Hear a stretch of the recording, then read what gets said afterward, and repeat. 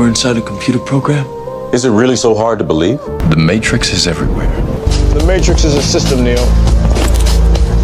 That system is our enemy. I am the architect. I created the Matrix. I've been waiting for you.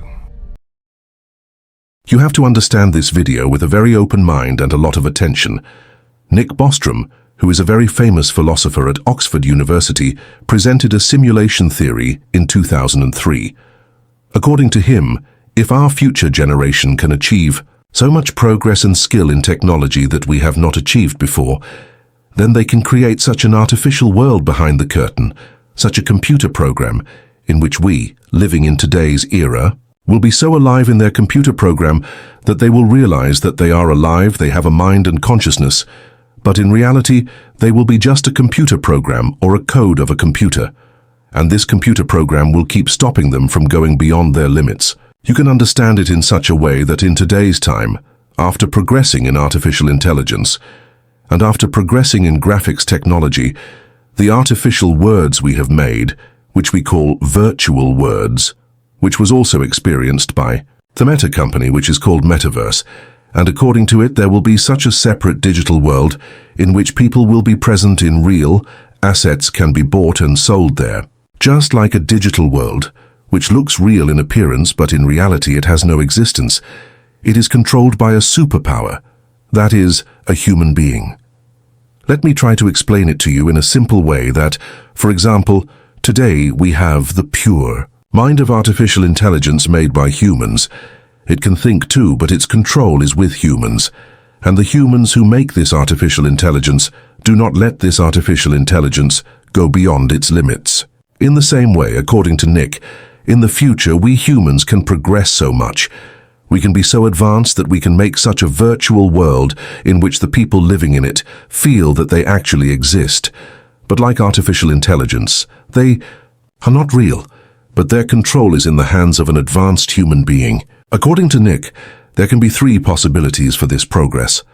The first case is that most civilizations can be destroyed by fighting before reaching this advanced level. The second possibility is that even if a civilization reaches this advanced level, it is still possible that it does not have a desire to make such a computer program because there is no benefit in it. And the third case is that if those civilizations really do this, then we will see the result of the Matrix film, which was released in 1999 as a reality. According to the story of this film, humans think that they exist in the world, in the real world. Every human being feels their existence is real here, but in reality, it is all a very advanced computer program from which no human being is allowed to go out. And every human being living in this digital world is a slave of that advanced creature who are the future humans. The humans living in this digital world are actually born to serve this advanced human being. Apart from that, they have no purpose in life, who are behind the scenes running this very advanced computer program called Matrix. In the film, it is shown that the owner of this Matrix is actually an advanced human being and his wife, and you can see their faces on the screen. The owner of this Matrix, or the future human being, which we can also call an alien, shows the same thing to the humans living in this digital world that he wants to show. And he has imprisoned humans in 3 dimensions, and humans can't see anything beyond that. And if a human breaks this system and tries to get out of it, then a creature named reptilians has been appointed for this task, that it stops them from doing this. If that person is not stopped, it kills him. That is, these reptilians do the job of putting those people in place who know the truth of the Matrix. After listening to all the discussions so far, you must be thinking that this is still a science fiction concept that has no reality, and it should not be taken so seriously. But the truth is that the richest man in the world, Elon Musk, also believes that we humans are actually a part of a computer program, or a game, or a matrix, and the reality of our existence is only 1% of 1 billion possibilities. If you don't believe it, watch this video. There's a 1 in billions chance that this is base reality.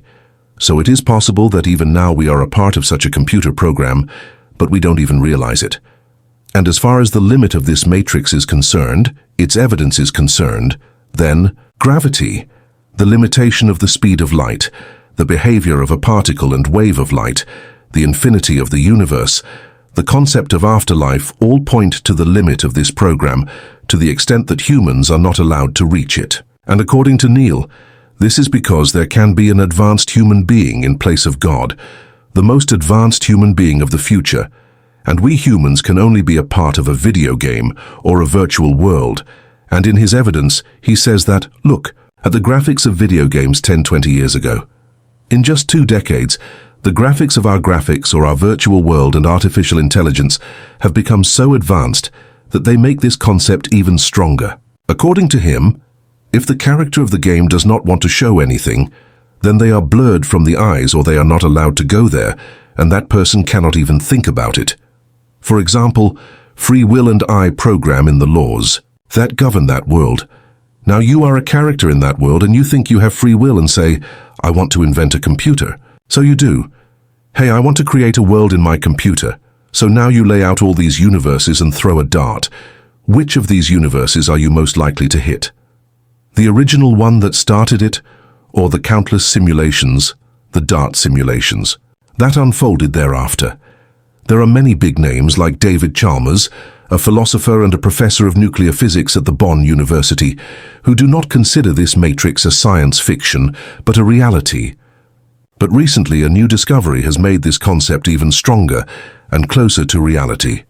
Melvin Wopf, who is an associate professor of physics at the University of Portsmouth, says that gravity is a sign that we are all living in a virtual simulation, i.e. a virtual environment or matrix created by a computer, because in fact our whole universe is actually a very high-end computer, and the people living in it are part of this computer program. In his evidence, he says that gravity is actually the attempt of the universe to keep its infinite information or its data or all the systems that live in it in order, i.e., so that no error comes into this program. He further says that when things are pulled down towards gravity on Earth or in space, it is exactly the same as the computer compresses its data so that things can run better. The way our universe collects and arranges its information is very similar to the way of the computer code. We see that in space, this same gravity or computer program makes galaxies, rotates the planets around the stars, pulls the astronomical bodies towards itself. That is, gravity tries to keep everything in order, which is the work of a computer program. According to him, every atom of this universe, i.e. atoms and smaller quarks and strings, are also programmed by this computer code as to how they have to work. Like DNA has information in the cells as to how it has to be executed in the future.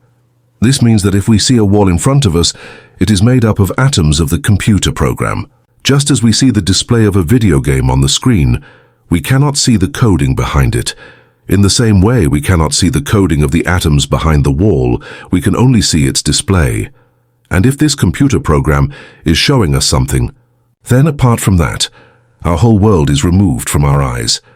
A law was made in 1850, which is called the second law of thermodynamics, which says that fluctuation or deterioration always increases. For example, if your shoe breaks from one side and you do not try to fix it, it will be destroyed while breaking, until no external force interferes and fixes it.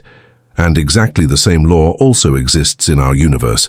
But Professor Wibson does not believe in this law because his own second law, infodynamics, says that the current fluctuation in information decreases over time. That is, information accumulates more and more and organizes itself. It is exactly the same as the code can be improved in programming so that its problems come out as little as possible. In simple words, we can say that the remaining thing that keeps this programming is actually gravity, about which scientists still do not know where it came from and how it works. Now, according to Professor Wibson's research, we can draw this result that it means that we humans are just a coding in reality, nothing more than that. And we humans do not have a purpose in life, but we are created to serve that advanced level of creation in the world, and just like animals, to end after completing their days. Now, according to his research, the question arises that is there no existence of life and the hereafter after death, or then there is no concept, and is there no concept of God above all? Now let's talk about the truth, as in every religion in The world there are Sufi beliefs and their concepts, which are based on stories and falsehoods. In the same way, the concept of simulation in the world of science is a Sufian concept, which has no basis, no proof. It is just an unproved theory which has no basis. In science, the theoretical concept is never considered to be true, and science has this record that it always changes. For example, we all know that in the Roman era, people used to believe that there is no world other than our world, and it is the center of the universe. But the invention of Galileo's telescope proved it wrong, and today man's advanced telescope cannot peep into the universe beyond a limit. And neither does this science know the concept of gravity, and the world smaller than an atom cannot even understand the quantum world, which is the basis of our universe. Therefore, today's man is connecting his less intelligent and illiterate with a concept like the Matrix. It is just like we cannot understand the existence of jinns properly while living in the world, so we make such stories about it out of fear, which are not true. It is the fear of not understanding the existence of something that creates such thoughts in humans that do not exist. The history of science is that it changes with time, but Allah's command is such that it can never change, and Allah commands gravity in the Quran. Allah says that it is Allah who raised the heavens without pillars that you cannot see. And then, He says that did you not see that Allah put everything in your control and let the ship sail in the sea by His command? Now just pay attention to this line, that it is Allah who has stopped the sky from falling on the ground. We all know that it is gravity that connects all the astronomical bodies together. That is, it works like a roof and stops things from falling on the ground. That is, it is Allah's command, not a computer simulation or a video game. Allah has created this universe with wisdom, truth and purpose, not by making a virtual simulation or a matrix. In Surah Az-Zumar, Allah says that Allah is the creator of everything and has control over everything. Now hear the meaning of the creator is the one who creates from the real. That is, the one who brings into existence in reality, not the one who makes any program. And then Allah says that we have not created the sky and the earth and whatever is present between them for fun or for entertainment. Now this means that the creation of man and this world and the universe has been done with a serious purpose, not for some fake game or for virtual entertainment. And then Allah says that no doubt there are signs for the wise in the creation of the sky and the earth, day and night. And while describing the purpose of this universe, He says that the one who created death and life, so that you can test who among you does the best.